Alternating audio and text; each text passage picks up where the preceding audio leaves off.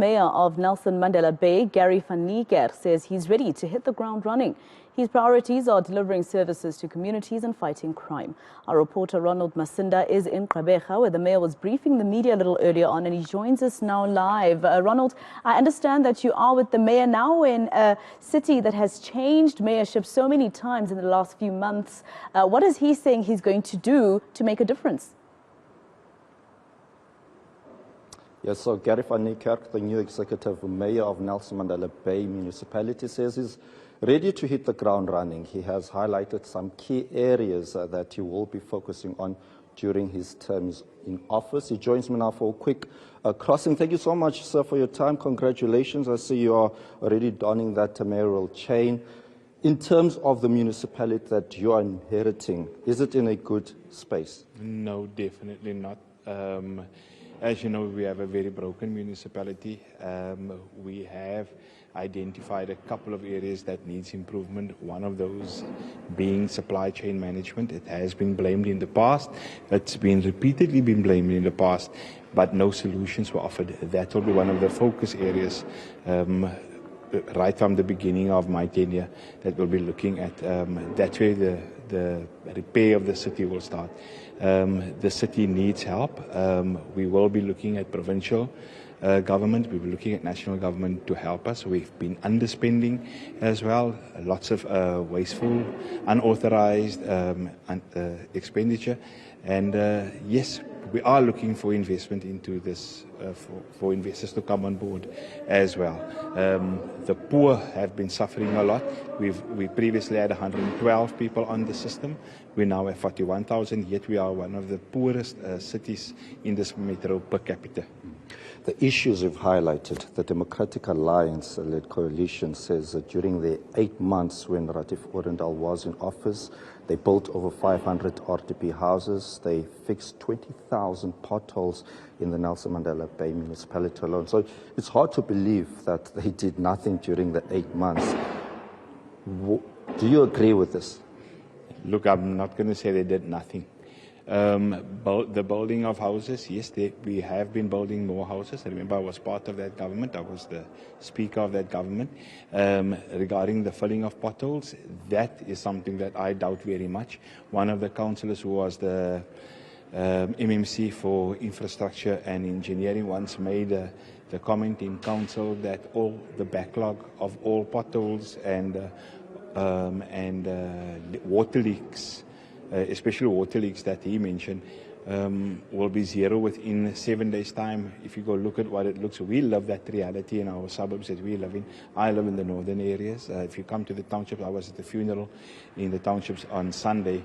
It can't be the case. It can't be the truth. What we see around us, it just can't be true. And there was a lot of howling going on in council when that announcement was made. And no, that I can't believe. Let's be honest about it, and that's where the whole accountability issue starts.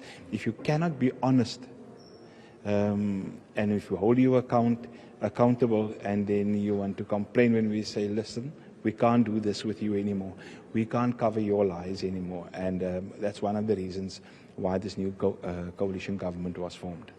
Talk to us about the coalition government. Do you have the full trust of the people who are involved? Because today you announced your executive committee. That announcement was supposed to take place yesterday. Talk to us a bit about the delays. There could also be a meeting currently taking place behind closed doors by your partners. Do you know anything about this meeting? No, there's no meeting by my partners. I've seen them all in my office this morning. So I trust them. I'm sure they trust me. Somebody asked me the other day about my leadership style, how I do things differently. I consult all of them all the time. So there's no surprises on that front. So yes, this coalition will last. We've inherited a city that's broken, like I said initially, and we've got the solutions to the problem. You'll hear the 100-day plan within the next 7 days, and I mentioned earlier that we had a 100 days plan right here, 10 meters away from where I'm standing now, and we never reported back on that 100 days. So let's hold each other accountable. The media must play its part and say, what happened to that 100 days plan that we had this big thing, media show about nothing whatsoever.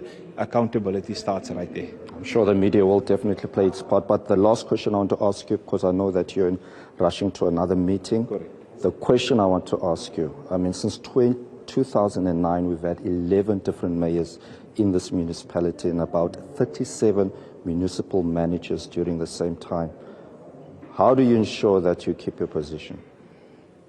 By being honest, being sincere, working hard, consulting not only the other parties, but also holding people to account within the municipality. We are politicians. We need the officials to come on board. And that's the next meeting that I need to have tomorrow morning with all the officials when we discuss the budget.